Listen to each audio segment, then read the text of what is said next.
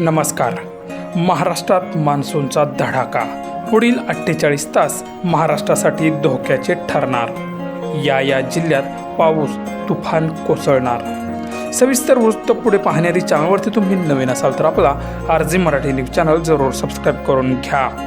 महाराष्ट्रात गेल्या काही दिवसांपासून लांबणीवर असलेला मान्सून पुन्हा सक्रिय झाला असून मुंबई, पुणे, कोकण आणि पश्चिम महाराष्ट्रासह अनेक भागात पावसाने जोरदार हजेरी लावली आहे.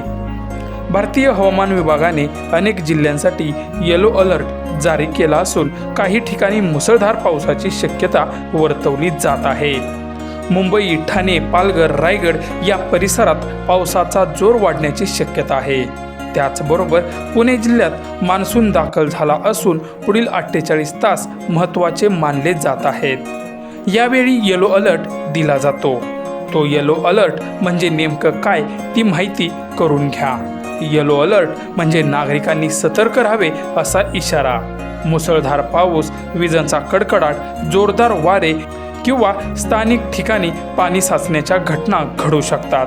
याचबरोबर शेतकऱ्यांसाठी ही खूपच महत्त्वाची गोष्ट म्हणजे खरीप हंगामातील पेरण्यांना वेग येण्याची शक्यता आहे. मात्र सततचा जोरदार पाऊस असल्यास पेरणीबाबत हवामानाचा अंदाज पाहूनच निर्णय घेण्याचा सल्ला तज्ज्ञ देत आहेत.